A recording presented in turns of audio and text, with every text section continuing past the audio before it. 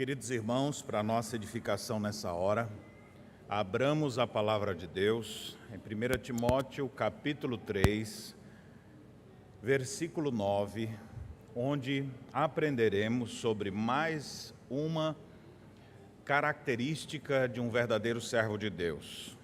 Nós temos ensinado nesta série de exposições aqui em 1 Timóteo 3 sobre traços do caráter cristão. Se você quiser fazer um desenho de um cristão, os traços desse desenho você vai ter exatamente com essas qualificações aqui. O que é um cristão? É alguém irrepreensível. Agrupando as características, você vai dizer assim, você vai ver que a família dele, ele vive bem em família. Em relação aos de fora, o pessoal gosta dele, o pessoal olha e tem respeito, ele é uma pessoa irrepreensível, dá bom testemunho para os de fora. Dentro da sua casa, ele vive bem com a esposa, com os filhos, é um exemplo dentro de casa. No que diz respeito ao seu jeito de ser, o que alguém poderia chamar de temperamento, nós estamos chamando aqui de caráter, você vê que não é uma pessoa explosiva, briguenta, confuseira, mas é uma pessoa pacífica, amorosa, tratável.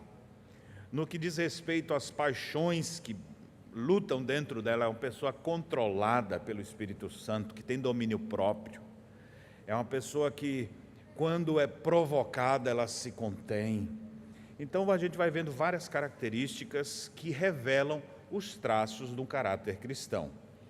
Aqui, especificamente nessa passagem, se dirigindo a presbíteros e diáconos, porque não podemos imaginar que aqueles que estão à testa da igreja possam ser menos que isso.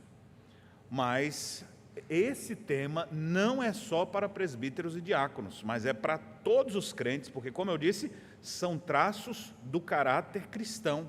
Todo crente deve ter uma vida irrepreensível, todo crente deve organizar sua família, todo crente deve ter uma forma honesta de ganhar seu dinheiro, de viver a sua vida comum do lar. Todos os crentes precisam ser dominados por Deus para controlar o seu ímpeto, o seu jeito de ser. Então, esses traços aqui são traços de gente que foi redimida. Mas nós também afirmamos já que muitos desses traços, pela graça comum de Deus, a gente vê até em pessoas que não são crentes, ou só crente que tem família exemplar. Tem gente que não é crente, não é cristão, mas vive bem em casa, porque graça comum de Deus derramada sobre eles. Tem gente que é honesta em seus negócios, mesmo sem ser cristão, por quê? Graça comum derramada sobre eles. Bem, se pessoas que não são cristãs já revelam alguns desses traços visivelmente para nós, imagine você que tem o Espírito Santo habitando em seu coração, que nasceu de novo, onde Cristo reside sua vida. Então você tem condições de ser muito mais parecido com Jesus e ter esses traços muito mais evidentes na sua vida do que qualquer outra pessoa. E essa é uma mensagem necessária para a nossa época, porque ao invés de termos traços de caráter cristão, nós temos umas caricaturas horríveis de cristãos. Você olha assim, você é um crente, essa cabeçona desse tamanho, com esse queixo puxado para o lado, com esse nariz maior do que o do pastor, e aí vai vendo aquele negócio, aquela caricatura esquisita. Por quê? Porque você vai vendo que ele não trata da sua vida dentro de casa, ele não tem bom testemunho dos de fora, os aspectos do seu caráter interno, de ser temperante, modesto, de ser um homem controlado, sem vícios, a gente não percebe. Aí você vai fazendo uma caricatura. Eles têm Jesus na ponta da língua, mas não têm Jesus no caráter. Então, o nosso estudo sobre essas temáticas é na esperança de que Deus opere em nós arrependimento para a vida e enquadramento nos ditames de sua palavra.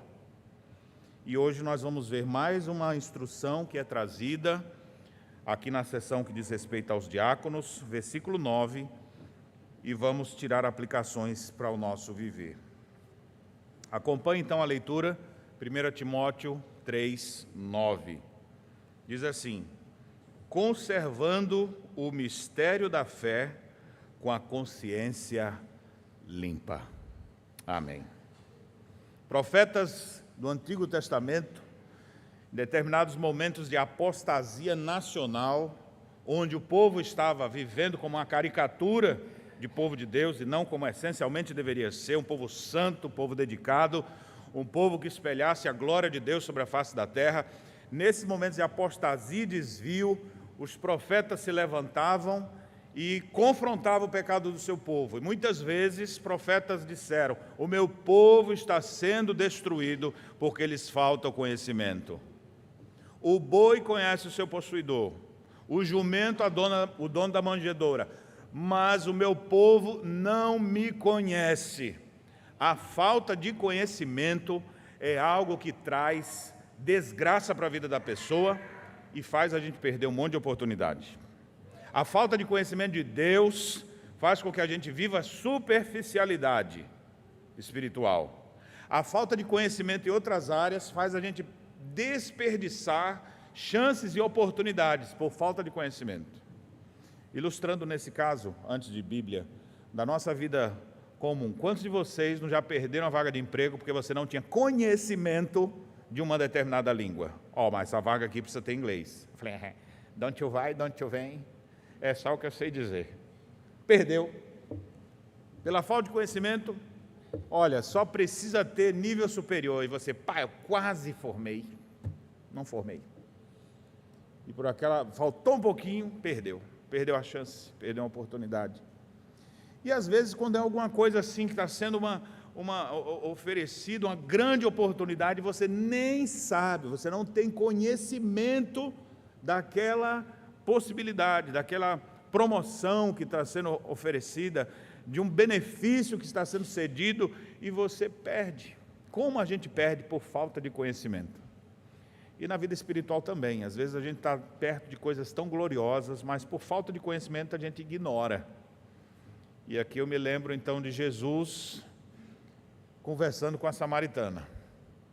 A samaritana que tentou arrumar a vida dela várias vezes, nunca deu certo. Casou com um, não deu certo. Casou com dois, não deu certo. Separou do terceiro, não deu certo. Quarto, não deu certo. No quinto, não deu certo. Ela falou, olha, esse negócio de casamento não está dando certo, vamos ver um outro jeito. E estava vivendo com um homem que não era seu. Mas aquela mulher tinha sede de Deus. E ela tinha até algum conhecimento. Porque quando ela conversa com Jesus, que percebe que ele era um profeta, ela fez perguntas importantes. Onde é o lugar certo de adoração? É em Jerusalém ou Samaria? Onde é que está isso aqui? É uma pergunta, alguns acham que é um desvio de conversa, mas pode ser um aprofundamento na conversa. Ela era uma mulher religiosa, aguardava o Messias. Ela está do lado do Messias.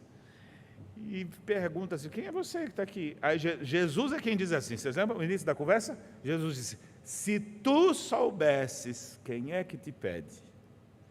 Ou seja, a mulher não sabia de quem ela estava do lado. Se tu soubesses, tu é quem ia pedir e eu te daria água viva. Mas tu não sabe. A ignorância é terrível. E não adianta achar que a ignorância salva, viu? É melhor não saber, para depois eu chegar, eu não sabia. Meu irmão, o leão vai morder você no imposto de renda, sabendo ou não. E tem que declarar isso também, eu não sabia. Então nós vamos lhe dar uma multa aqui, assim, bem levezinha, para você nunca mais esquecer. Aí você, eu não sabia. Eu não sabia que tinha que parar na esquina da faixa ali, não está escrito no chão, pare. Eu não vi. A sua ignorância não muda a lei. A ignorância não salva, meus irmãos, mas a ignorância condena. Ninguém vai ser salvo por ignorância, dizendo, olha, eu não sei. Não sabia. No último dia, ninguém chega diante do reto juiz e fala, Senhor, eu não sabia que tinha que ser feito isso, não me explicaram direito, devia ter sabido então, devia ter procurado entender. Não adianta, a ignorância não justificará ninguém. Por isso nós precisamos de conhecimento. E o texto que nós lemos nos fala sobre isso. De algo importante que precisa existir na nossa caminhada de fé. Antes de entrar no texto ainda, só para vocês terem ideia, hoje nós vivenciamos uma realidade que não foi de todos os tempos, mas é muito comum nos nossos dias, uma migração de pessoas oriundas de movimentos pentecostais, neopentecostais, procurando igrejas tradicionais. Esse é um movimento odierno, não é de outras épocas. A nossa época é marcada por isso. Há cerca de 100 anos atrás, aproximadamente, houve um movimento ao contrário. As igrejas eram tradicionais e houve pessoas que começaram a se infiltrar nas igrejas tradicionais e aí surge o movimento pentecostal, de dentro das igrejas. Pessoas, tanto que muitas vezes esses fundadores dos movimentos pentecostais, eles saíram das igrejas tradicionais e acabaram levando as nossas igrejas, levando o povo da nossa igreja para esses lugares, para essas novas igrejas. Depois de um tempo, veio um outro grupo dentro das igrejas pentecostais, arrancando esse povo para o movimento neopentecostal. E agora, na nossa época, o que acontece? Aí agora um movimento de reversão. Aqueles que estavam lá dizendo, não era isso não que eu quero, e vindo para um movimento tradicional, antes lá o povo chorando com aqueles mantras religiosos e tal, musicais, e agora eles vêm para a nossa igreja chorando, porque estão cantando o hino, Castelo Forte é o nosso Deus. Então você vê, muitos de vocês são frutos disso, inclusive, que chegaram aqui na igreja, declarando ao conselho, olha, a gente veio aqui por causa da palavra, a gente veio aqui porque a gente estava cansado desses movimentos e veio para cá. Mas algo interessante acontece, porque muitas vezes alguns grupos, como por exemplo, pessoas que estão em grupos pentecostais, eles amam a Deus, são nossos irmãos em Cristo, têm temor de Deus, mas sem o conhecimento que deveria ter. Mas muito obedientes, muitas vezes, tanto que às vezes uma obediência cega. E aí, por outro lado, você tem aqueles que são reformados, que conhecem tudo. Aqui é uma caricatura que eu estou traçando, viu? Não é o perfeito, não. O perfeito nós vamos ver quando a gente estudar aqui. Então, mas alguns reformados que, diferente daqueles que às vezes não tinham conhecimento, têm o conhecimento, mas não têm o temor de Deus. Sabem como deveria fazer, mas aí são mais liberais, como se a teologia reformada desse essa autorização para eles. E aí nós vamos vendo caricaturas aqui e ali. Está na hora de voltar à palavra de Deus e ver o que a palavra de Deus nos ensina, especialmente sobre esse tema. E esse texto que nós lemos fala exatamente sobre isso. O texto descreve, quando segue aqui no versículo 8, a sessão dos diáconos, dizendo, semelhantemente quanto a diáconos, devem ter qualificações como as que nós vimos aos presbíteros, sejam respeitáveis, de uma só palavra, não inclinados a muito vinho, não cobiçosos de sorte da ganância, ou seja, essas três negativas nós vimos, e agora vem essa afirmação positiva e explicativa, onde ele diz, conservando o mistério da fé com a consciência limpa. Eu quero ensinar para vocês sobre isso aqui. O que significa conservar o mistério da fé com a consciência limpa? O que é mistério da fé, pastor? Já está dizendo, é mistério. Então, se é mistério, ninguém vai saber. Será que é isso? E o que é uma consciência limpa? E por que essas duas coisas estão associadas aqui no texto? Mistério de fé, consciência limpa. Então vamos pensar sobre essas expressões, o significado delas e depois o significado dessa expressão como um todo, e depois eu quero trazer algumas aplicações para a vida dos irmãos. Então, olhando para o texto aqui, o texto grego onde vem traduzido aí, conservando, a ideia de ter, tendo sempre. É o verbo presente, particípio, ativo, que dá a ideia de algo contínuo. Vocês precisam ter isso, manter isso. Por isso que a tradução veio como conservar isso. Conservar o quê? Então ele fala aí o mistério da fé. Nesse capítulo, é a segunda vez que ele faz referência ao mistério. Aqui ele chama mistério da fé. Mais adiante, no versículo 16, quando ele conclui esse capítulo, ele diz, evidentemente, grande é o mistério da piedade. E aí ele começa a descrever o que é o ministério da piedade, o mistério da piedade. Então a referência a mistério aqui, irmão, não é mistério no sentido de algo assim oculto, que vai levar a gente a uma espiritualidade misteriosa. Não sei o que é mistério. É uma obra que a gente não tem explicação. Porque para nós tem explicação. Quando a palavra de Deus faz referência a mistério, especialmente o ensino do apóstolo Paulo, ele diz sobre o mistério outrora oculto e que agora foi revelado. E o mistério é exatamente que Cristo Jesus veio ao mundo para salvar os pecadores, judeus e gentios. Isso estava oculto, os judeus achavam que era só salvação para eles. Não, o mistério, você tem uma explicação disso, Paulo escrevendo aos Efésios, dizendo aquilo que era um mistério até então, mas que Deus revelou, judeus e gentios salvos pela graça, por meio da obra gloriosa de Jesus Cristo. Então, o que é a referência a mistério da fé, ou até mistério da piedade? É uma referência a Jesus Cristo revelado. Era mistério, mas agora não é mais. Esse é o mistério da fé. E a nossa fé é colocada nesse que foi revelado, Jesus Cristo. E ali no verso 16, nós temos um hino que foi cantado, não apenas no prelúdio do culto, mas também é um hino que o povo cantava, que revela, então, o ministério de nosso Senhor Jesus, tanto da sua exaltação, quanto da sua humilhação. Observe agora rapidamente o versículo 16, quando ele diz assim: aquele que foi manifestado na carne. Quem é a referência? Foi justificado em espírito, contemplado por anjos, pregado entre gentios, crido no mundo e recebido na glória. Nós temos aqui uma estrutura, inclusive, quiásmica, dupla, onde se faz referência à sua glória e também à ação dele aqui na terra. Então, observe esses contrastes. O que ele fala aqui nesse hino, no versículo 16, acompanhem na sua Bíblia, que faz referência ao ministério de Jesus aqui na terra, e o que é dito nesse texto que faz referência ao Senhor glorificado. Aquele que foi manifestado na carne, ou seja, uma referência à humilhação de Jesus que veio até nós. Mas foi justificado em espírito, ou seja, por obra do Espírito Santo ele foi ressuscitado e assentado nos lugares celestiais. Nesse lugar ele foi contemplado por anjos, os anjos viram e glorificaram.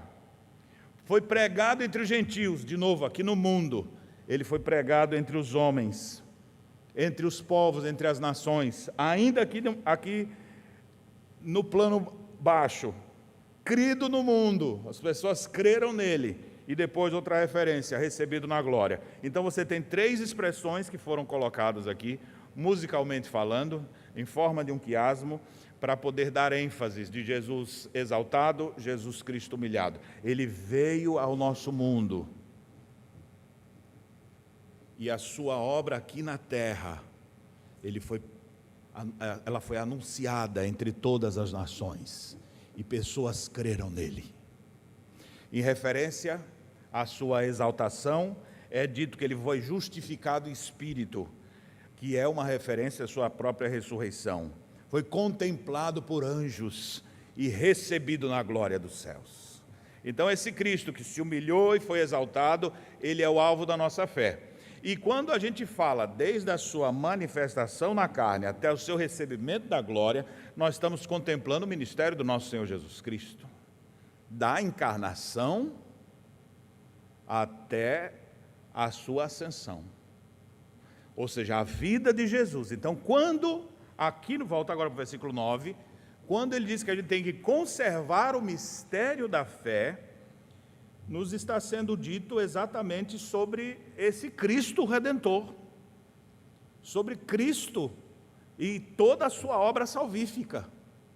Nós precisamos, pela ordem bíblica, então, ter o mistério da fé, ou conservar o mistério da fé, que aqui a gente poderia chamar de doutrina de Jesus, ou doutrina de Cristo. Nós precisamos conservar a doutrina de Cristo. Mas como que eu tenho que conservar essas informações acerca de Jesus? Só no HD? Coloco aqui, como é que isso vai processar dentro de mim? Daqui a pouco eu lhe passo. Olha a referência que é cruzada aqui agora. conservando o mistério da fé, ou seja, que a sua fé está firmada no Cristo que veio ao mundo para nos salvar. Então, o mistério da fé aqui é uma referência à doutrina de Jesus, que você deve crer. Entenderam aqui essa parte? E associado com isso, agora ele diz, em consciência limpa, ou com consciência limpa.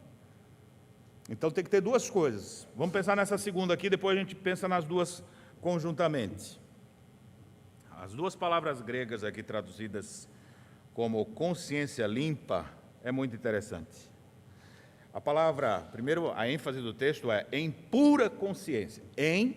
Com pura consciência. E a palavra pura aqui é a palavra catara, de onde vem catarros. E aí você já lembrou de alguma coisa, não foi? Você sabe que o catarro é uma forma de lhe purificar. Você bota ele para fora e fica limpo. Então, a origem da palavra catarro que a gente tem aqui, que é meio nojento o que eu estou dizendo, mas é uma forma de você se purificar. Não vou pedir para vocês, vamos lá, gente, ritual de purificação, todo mundo puxando aí, e começar a puxar e botar para fora. Mas a ideia é uma purificação. Vai ser tirado, então, aquele excremento todo de purificação. Então, a origem da palavra está aqui. E aí, a palavra é traduzida como limpa, consciência limpa, poderia ser pura, em alguns lugares até se traduz como íntegra, algo que foi limpo e purificado. Agora, a referência à consciência que o texto traz é a junção de duas palavras aqui interessantes. Que você tem aqui a palavra que faz referência à alma, distinguindo entre o que é moralmente bom e o que é moralmente mal, incentivando a praticar determinada coisa ou a evitar determinada coisa, a consciência que apoia ou a consciência que condena. Os verbos que estão relacionados a isso são verbos considerar, refletir, compreender, perceber.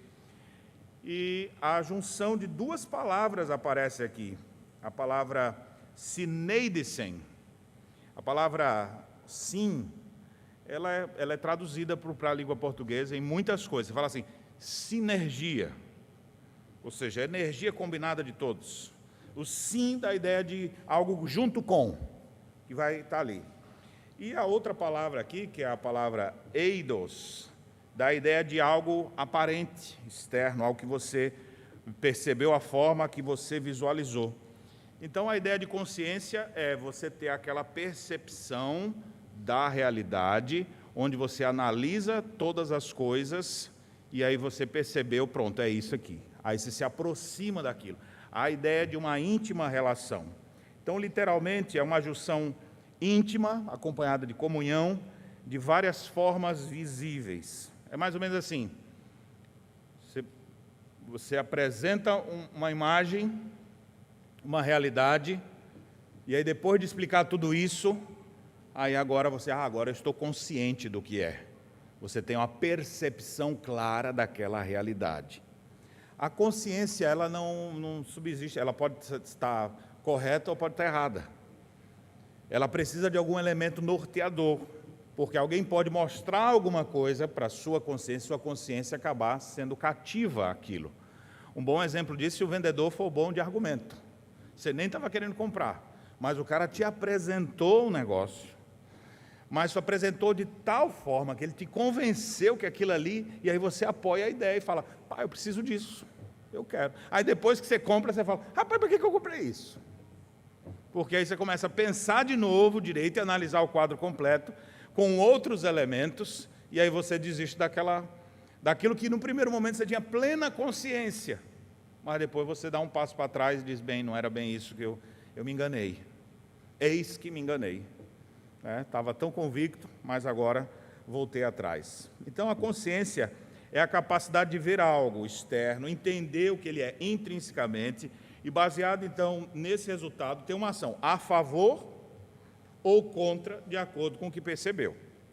Mas, para nós, a gente precisa não apenas ter consciência. O texto faz referência à consciência pura, uma consciência íntegra. E aqui agora se vê a necessidade de juntar as duas palavras.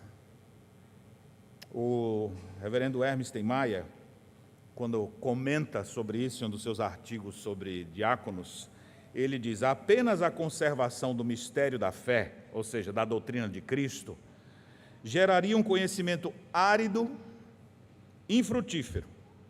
Mas, por outro lado, apenas uma consciência limpa acarretaria em superficialidade doutrinária. Então, o que é que a gente precisa?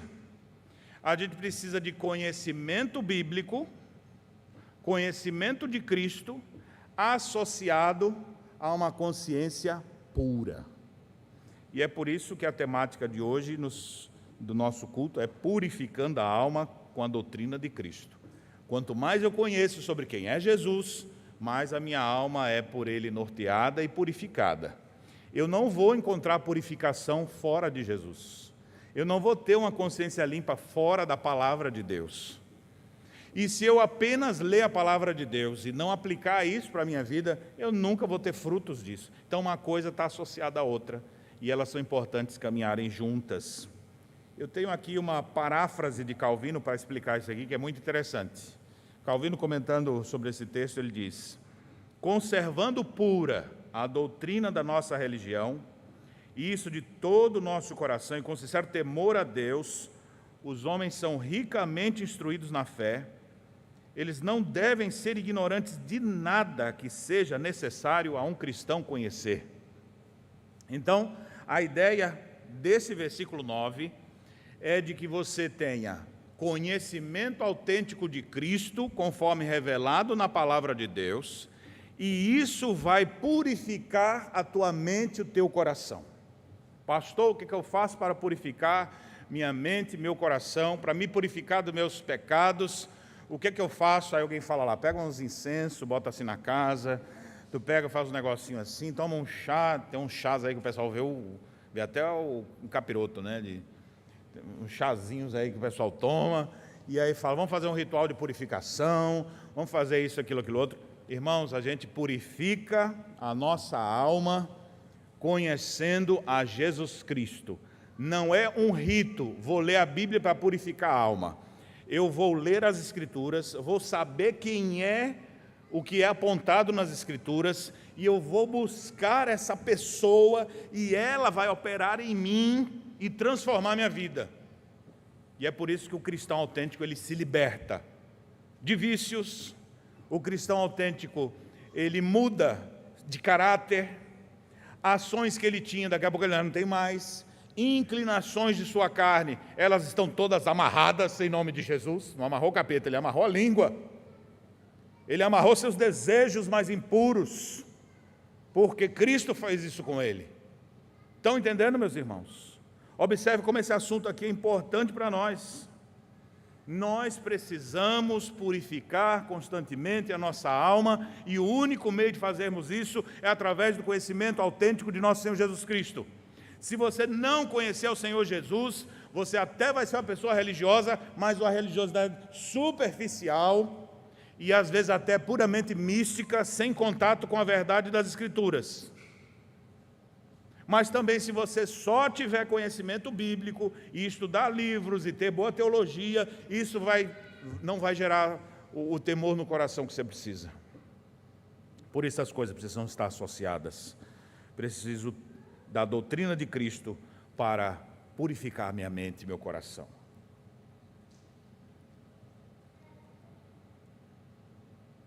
Então, aqui falando especificamente na parte agora que está no meio dos diáconos, Calvino diz ainda assim: Paulo quer que os diáconos sejam bem instruídos no mistério da fé, porque embora não desempenhem o ofício docente, preste atenção, seria completo absurdo que exercessem um ofício público na igreja e fossem completamente ignorantes na fé cristã.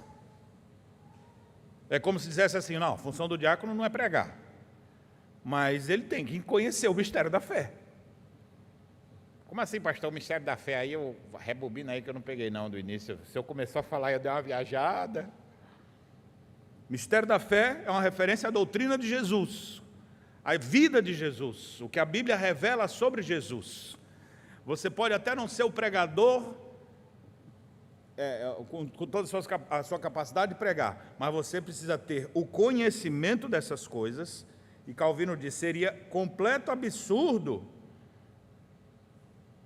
você, como oficial da igreja, fosse completamente ignorante na fé cristã, especialmente porque, a miúde, ministrar conselhos e confortos a outros é necessário, caso não queiram negligenciar seus deveres. Ou seja, quem quer ser cristão autêntico não vai deixar de conhecer a Deus. Ele não vai ser ignorante a vida inteira. Você chega na igreja ignorante. E ignorante aqui eu não estou chamando de grosso, né? O pessoal fala, cara ignorante, falou com grosseria comigo. Não, ignorância no sentido de ignorar, de não saber o que é. A gente chega na igreja ignorante. A gente chega na igreja sem saber diferenciar nada. Às vezes a gente chega sem saber quais são os 10 mandamentos. Como é que é os 10 mandamentos, pastor? Faz por ti que eu te ajudarei. Primeiro eu, depois os outros. Né? Venha o teu reino, venha a nós o teu reino nada. Como é que é?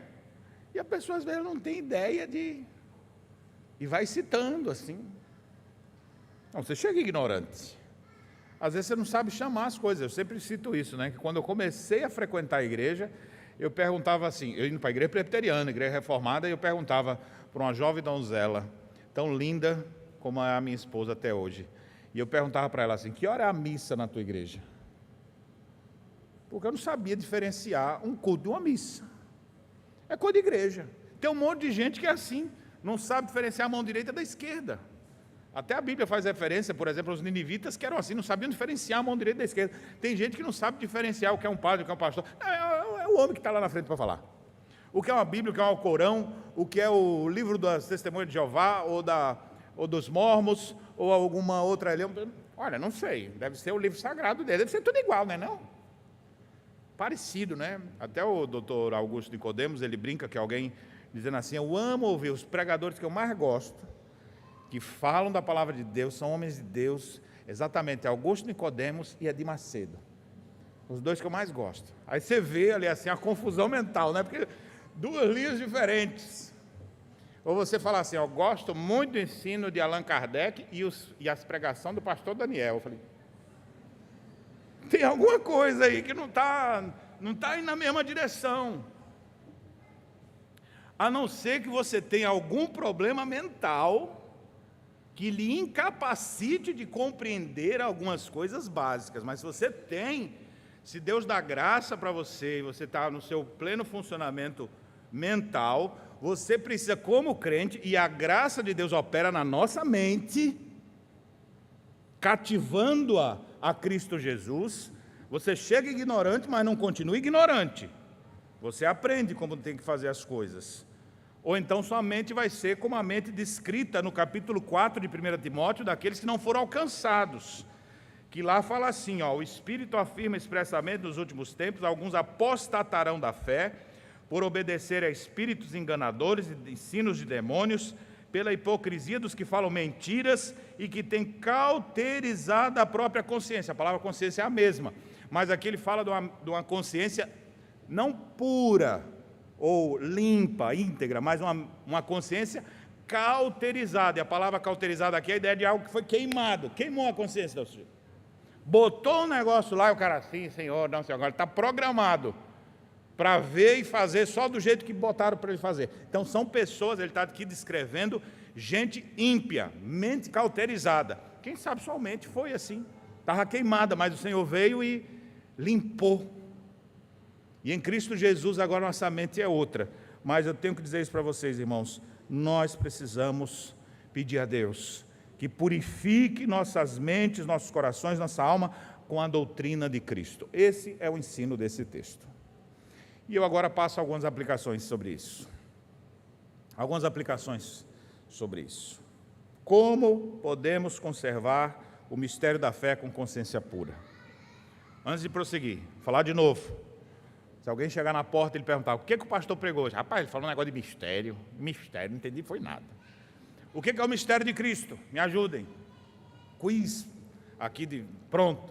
O que é o mistério de Cristo? Falar em língua estranha, mistério de Cristo. Não saber de nada, porque é tudo pela fé, mistério de Cristo. A doutrina de Jesus. Assinale, 1, 2 ou 3. Pegaram aqui a ideia? Então, o mistério da fé ou o mistério da piedade, que aparece ali, a mesma referência, é a narrativa bíblica da vida e obra completa do nosso Senhor Jesus. Então, o que é que você tem que fazer com a vida completa do Senhor Jesus? As informações todas, o que é que você tem que fazer? Você tem que, como é que o texto traduz aí? Conservar. Conserve o mistério da fé. Mantenha o mistério da fé. Não abandone o mistério da fé. Conheça Jesus, mas faça isso com a consciência limpa, ou seja, com a consciência não cauterizada, com a consciência cativa à palavra de Deus e ao que é revelado nas Escrituras. Então, algumas aplicações aqui diretas para nós. Primeiro, é dever do cristão conhecer a revelação bíblica. Se é cristianismo, se você quer viver dentro do cristianismo, precisa conhecer a revelação de Deus. É um dever nosso, não é uma sugestão. Existem muitos lugares que a pessoa se torna um religioso apenas olhando para os outros. E geralmente a gente aprende assim, né? Você vai num rito. Uma vez eu fui numa mesquita, e aí fiquei olhando. Eu não participei porque fiquei lá numa área, eu estava visitando para uma pesquisa científica, mas enquanto eu olhava lá, se fosse para fazer, eu aprendi já. Tem a hora que fica em pé, tem a hora que bota a mão aqui assim, desse jeito, tem a hora que bota a mão no joelho, tem a hora que ajoelha e bota a testa no chão. Eu olhando sem entender nada, que o cara está falando em árabe, mas você vai olhando e vai entender, vai fazendo. Vai pegando. Então você entra na igreja evangélica, por exemplo, ou qualquer outra igreja, você vê lá, a pessoa pega e faz um sinal assim, você... Aí o outro, qual o tamanho, rapaz? Aí você faz todo atrapalhado, ele não, começa assim, aí você nem sabe o que é, mas te ensinaram, você vai fazendo. Aí você vem aqui na igreja, aí você está aqui cantando, aí o irmãozinho faz assim, Senhor. Aí você vai olhando, tem outro que fecha o olho e faz assim, você... Tem outro que fica no celular assim, daqui a pouco você está lá. A gente vai muitas vezes copiando o que a gente vai ver, sem saber porque que a gente está fazendo. A gente vai só se adaptando. Só que no cristianismo não é uma religião de olhar para os outros e fazer sem entender. É dever do cristão conhecer a Cristo. Nós precisamos conhecer o mistério da fé, porque ele foi revelado. E a revelação de Deus, irmãos, você não precisa ir atrás, eu queria ir num lugar assim, me revela aí qual a vontade de Deus para a minha vida. Você pega a Bíblia e fala, leia, essa é a vontade de Deus. Estude as Escrituras, ame a revelação de Deus. Deus revelou a nós a sua vontade, está aqui a revelação completa. Estude ela, conheça essa verdade. Cristo é a revelação máxima de Deus. Deus revelou através de sua palavra. A palavra se encarnou. Nós somos salvos por causa dessa revelação. Não foi uma visão de Jesus. Eu vi Jesus falando, não. Ninguém se converte desse jeito, não. A gente se converte quando alguém fala para nós da palavra de Deus. Essa palavra então opera em nós eficazmente. A fé vem pelo ouvir, e ouvir piada de mau gosto. Não. A fé vem pelo ouvir e ouvir testemunho das pessoas. Não. A fé vem pelo ouvir e ouvir o quê? A pregação da palavra. A palavra de Deus é pregada, Deus opera no coração das pessoas. Calvino tem um comentário muito interessante de Deuteronômio 29, 29, que a gente usa só a primeira parte. Você lembra o que está lá em Deuteronômio 29, 29? As coisas encobertas pertencem ao Senhor. O cara, quando não sabe das coisas, ele diz isso, não, rapaz, eu não sei não, as coisas encobertas pertencem a Deus. Mas não terminou de ler o versículo, né? Porque o versículo mesmo diz, e as reveladas pertencem a nós e aos nossos filhos. E Calvino, então, estabelece ali, ele faz um comentário muito interessante, falando sobre os limites do conhecimento. Você não pode ir além do que está revelado, mas também não pode ficar aquém do que já está revelado. Existe material substancioso revelado para você conhecer. E é dever do cristão conhecer. E se você não está cumprindo esse dever, você está pecando contra Deus. E vai chegar no último dia, dizendo, Senhor, eu não sabia. Não sabia? Como que não sabia? Tinha Bíblia na sua língua. Te deram a Bíblia de presente no dia que você visitou a IPC pela primeira vez. tem Bíblia no celular, você comprou até aquela Bíblia bonita da caminhada bíblica, tem até a Bíblia do gaúcho, com o gauchão tomando mate na capa, mas não adianta ficar só com a capa dela guardada, não. Tem que ler o que está dentro. É nosso dever conhecer a Deus. E aqui, meus irmãos, deixa eu dizer uma coisa importante para vocês. O que a igreja faz para que o povo tenha conhecimento do mistério da fé? Tenha conhecimento de Jesus Cristo. Eu estava aqui e anotei aqui pelo menos 13 coisas, nada associado a esse número, né? Na verdade só foi 12, quando cheguei no 13 desisti a ideia, agora que eu vi, anotei 13, mas o 13 está vazio. Quais são as 12 coisas aqui importantes, não é só isso, não é estanque, mas para vocês lembrarem. Primeiro, o que a igreja faz que oferece coisas para você aumentar seu conhecimento de Deus? Você tem sermões expositivos dominicalmente na igreja presbiteriana, aqui da nossa igreja, não sei se estão em todas, mas muitas igrejas sérias vão ter isso. Você vai para a igreja para ouvir a explicação da palavra, livros inteiros. Ao longo desses anos todos que estou aqui nessa igreja, nós estudamos já livros inteiros. Quem está desde o começo pegou exposição de Gênesis inteiro, domingo por domingo. Semana passada o seu Quineu me lembrou, né, que essa do caráter cristão aqui nós estamos estudando fazer um ano, né? Agora esse mês. Então, para fazer um ano que a gente está estudando traço por traço disso aqui.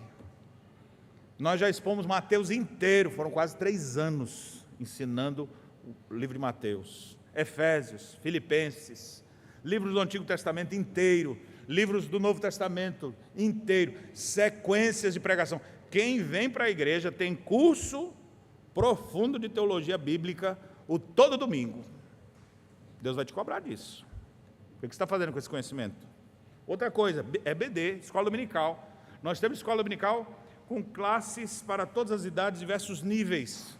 Os adultos têm a classe base da fé, que estudam a Confissão de Fé do Westminster. Depois tem classes de teologia bíblica, com estudo de livros, teologia sistemática contemporânea, ou seja, para iniciantes, intermediários e avançados, para crianças, jovens e adolescentes, ou seja, para todas as pessoas conhecerem.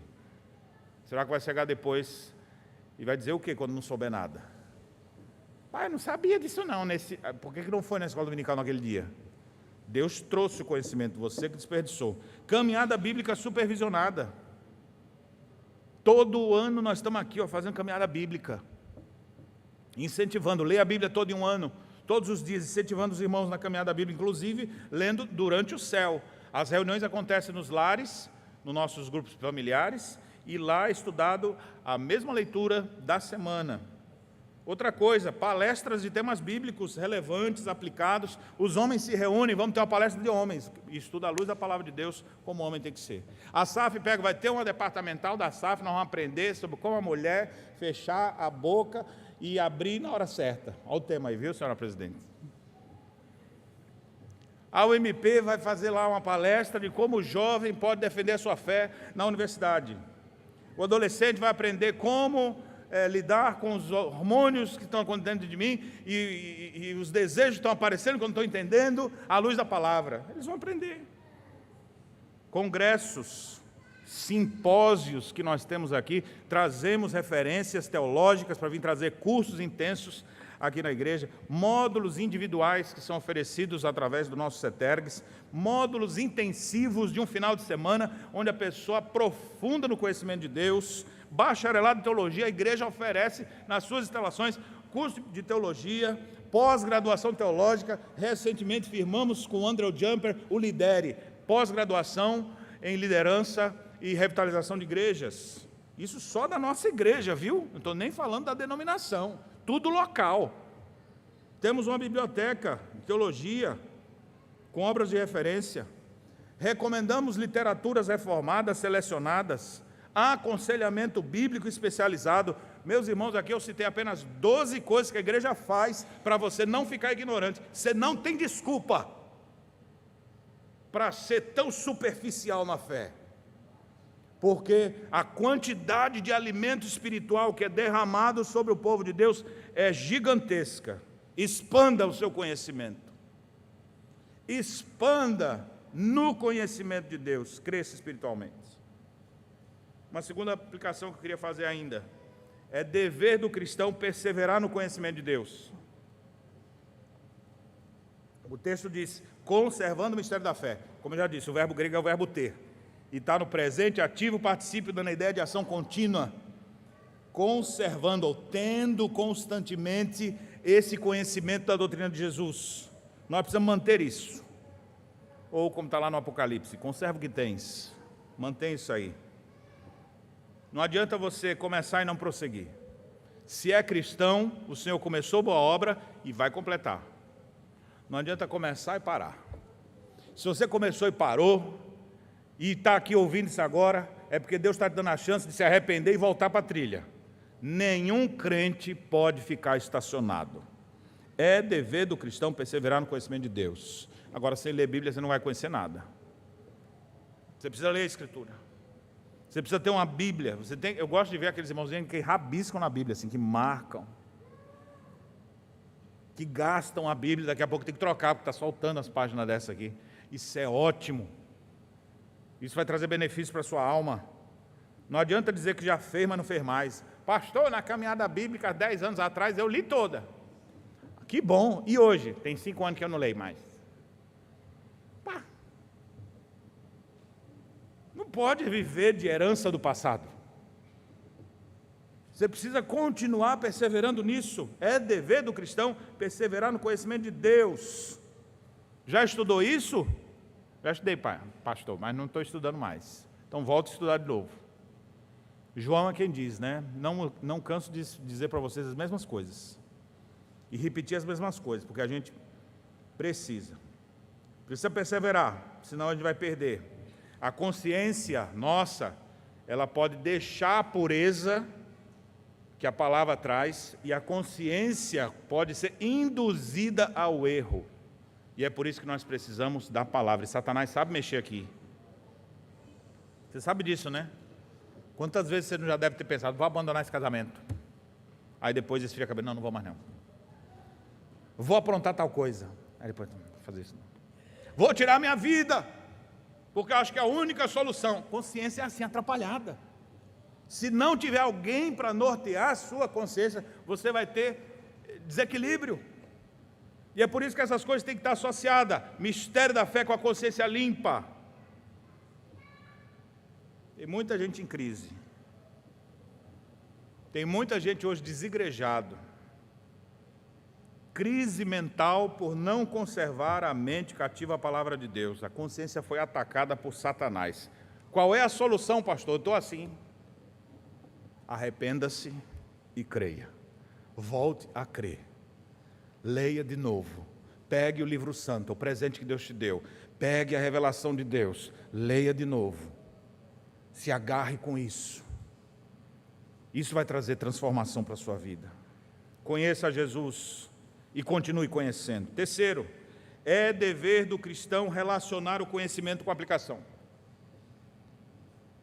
Isso é uma coisa muito da nossa época também.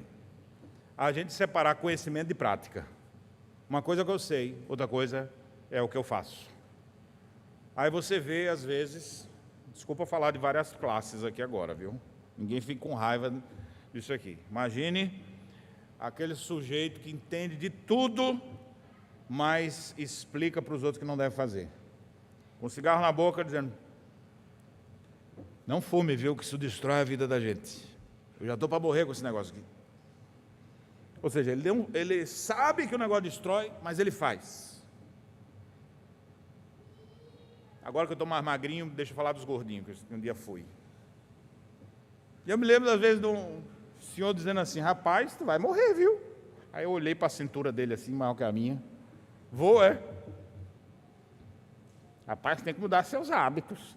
Aí eu, A gente sabe para dizer para os outros. Tem um conhecimento, mas não aplica para a vida. Isso aí não é certo, não. É uma pessoa que eu perguntei uma vez assim, você tem dificuldade de entendimento do dízimo? Não, eu compreendo que é bíblico. Por que você não entrega? Não consigo. Ou seja, ele sabe, já tem toda a argumentação, mas não pratica. Meus irmãos, isso não existe do ponto de vista bíblico. A própria palavra conhecimento, na Bíblia, ela pode ser traduzida, inclusive, como amor. Vocês estão lembrados quando faz referência a José e Maria, que eram casados? Só que ele não teve relações com Maria enquanto ela não lhe deu o filho Jesus. Depois é que Maria vai ter outros filhos. Mas no primeiro momento ele não teve contato amoroso, ele não teve relações com ela. E lá em Mateus diz assim: e José não a conheceu enquanto não deu à luz a um filho a quem pôs o nome de Jesus. O que ele quer dizer que José não a conheceu? José não a amou, não se relacionou com ela, enquanto a criança não nasceu.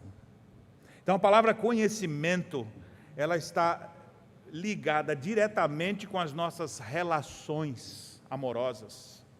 Então quando eu digo que eu conheço a Deus, eu estou dizendo que eu me relaciono com Deus. Eu amo a Deus. Dizer eu conheço a Deus é igual a dizer eu amo a Deus. Agora, dizer que conhece, sem relacionar isso à aplicação prática, de maneira alguma. Calvino disse que o conhecimento de Deus não deve ser posto em fria especulação. Não se conhece só para se conhecer, mas o conhecimento de Deus traz consigo o culto. Eu conheço a Deus e agora eu adoro. Para a nossa adoração, irmãos, não precisa ter o animador de auditório. Ainda bem que o Tiago é um cara animado. Mas não precisa ele ficar, vamos lá, irmãos, vamos cantar com mais alma. Está fraco? Vamos lá, vocês não tomaram café da manhã hoje? Não, vamos louvar a Deus aqui de novo, vamos ficar todo mundo em pé, estica aí para o lado, não sei o quê, empurra o irmão do celular. As pessoas ficam tentando estimular externamente para ver se a pessoa canta melhor. Não é assim. A gente sabe quem é Deus, a gente aprende sobre quem é Ele. E aí a gente, impactado com aquilo, a gente se derrama em adoração diante dEle, temendo a Ele, crendo nele. Então nós precisamos desenvolver isso. É dever do cristão relacionar conhecimento com aplicação. Por último, é dever do cristão cultivar o temor de Deus. Não pode ter só conhecimento, também não é só uma consciência pura, superficial. Que essas coisas estão caminhando juntas. Conhecer a Cristo sem perder o temor. E aqui uma dica para os que estão começando a fé reformada.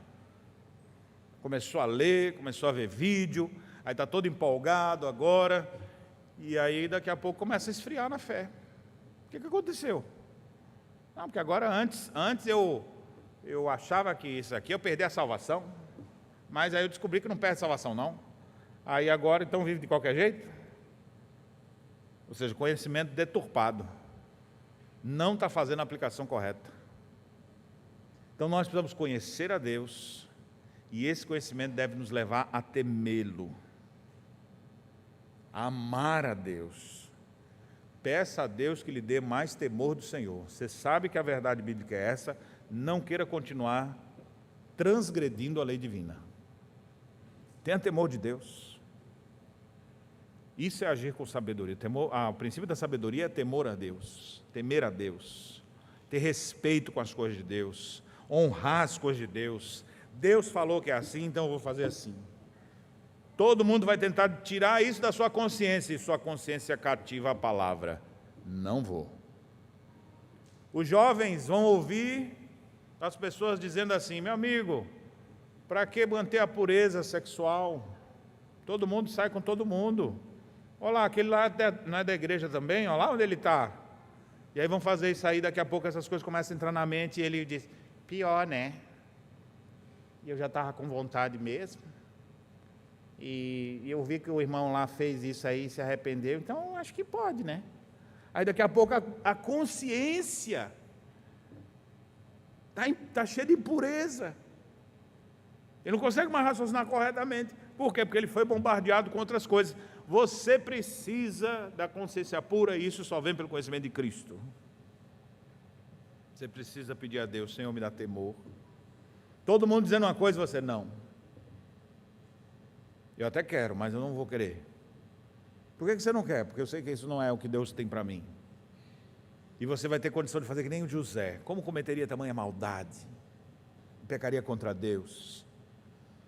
A mulher dando em cima dele, a esposa do oficial de Faraó, e ela: Zezinho, ninguém vai ver, ainda não inventaram câmeras. Não tem nada aqui, não vai ter prova contra nós. O marido viajou, só chega depois. E aí, se fosse uns de hoje, ele não vem mesmo, não é? e como é que é mesmo? Ou seja, ele está preocupado, temor com os homens. Tem gente que só não peca por temor de homens. Mas se alguém vê, José tinha temor de Deus. Temor de Deus é assim, Deus está vendo. Como faria tamanha maldade e pecaria contra Deus? A gente precisa desenvolver temor de Deus, irmãos. Temor de Deus é que vai frear a gente quando ninguém estiver nos olhando. E a gente não tem como desenvolver temor de Deus sem o conhecimento de Jesus Cristo. É sabendo quem é Jesus, caminhando com Jesus e dizendo: Senhor Jesus, o Senhor está vendo o meu coração está inclinado para o pecado, eu estou em tentação, me socorre, Jesus. E você vai ver a providência de Deus, o próprio Filho de Deus te dando força para triunfar, dando escape para você, fortalecendo a sua fé. Não se entregue aos prazeres, aos desejos da sua mente, do seu coração, mas corra para Jesus. Nós temos que ter contato constante com o mistério da fé, com a doutrina da nossa religião, para que nos mantenhamos fortalecidos espiritualmente. Jesus mesmo disse: o espírito está pronto, mas a carne é fraca. Então cultive a sua espiritualidade. Finalizo fazendo algumas afirmações. Somos purificados com o conhecimento de Jesus Cristo. Temos consciência moral protegida e balizada pela palavra de Deus.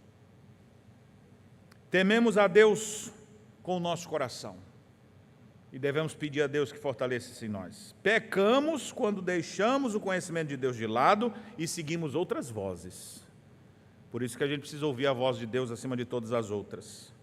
Caímos em crise de consciência quando deixamos pensamentos impuros dominar nossa mente. Ainda carecemos de purificação constante, apesar de termos sido purificados em Cristo. Cristo é quem nos purifica, mas enquanto não chega o dia da nossa redenção final, nós precisamos constantemente de purificação. E é por isso que durante o culto sempre tem um momento de confissão dos nossos pecados. Confessamos então nossas impurezas e voltamos a amar Jesus. Tenhamos uma mente preparada pelas Escrituras para guiar as nossas decisões. Se você é crente, conheça mais. Se você é membro da igreja, não estacione, expanda o seu conhecimento de Deus, é seu dever. Nenhum de nós pode ficar fora. Se você é diácono, lembre das palavras que Calvino aqui faz referência aqui. Seria um completo absurdo exercer um ofício público na igreja e ser completamente ignorante na fé cristã. Não pode. Conheça as verdades profundamente. Não queira negligenciar seu dever. Se você não é membro ainda da igreja, vamos conhecer a Jesus. Não dá para ficar dizendo: eu tenho muita fé em Deus. Conheço um monte de gente que fala assim, né? Não, olha, não vou na igreja, eu não leio a Bíblia, mas eu tenho muita fé em Deus. Aí não é o mistério da fé, é uma fé misteriosa. É uma fé que ninguém sabe onde é que está o fundamento. A gente pode ter o mistério da fé, que é a doutrina de Cristo, o mistério da piedade, que envolve a vida completa, a obra de Jesus. Você é convidado, nessa hora, a ter fé em Jesus conforme revelado nas Escrituras. Crê em Jesus no que Ele ensina em Sua palavra. Líderes, você está em alguma função da igreja? Não use seu conhecimento apenas de administração, conhecimento experimental. Conheça a Cristo e tema a Ele de todo o seu coração. Aos bispos eu digo: estudem, expliquem, aconselhem, pastoreiem, a fim de que todos nós tenhamos nossa mente cativa à palavra de Deus. É isso que o autor sagrado nos diz quando ele declara que devemos conservar o mistério da fé com a consciência pura. Ou seja, mantenhamos a alma purificada com o conhecimento de nosso Senhor Jesus. Que Deus em Cristo nos abençoe. Amém.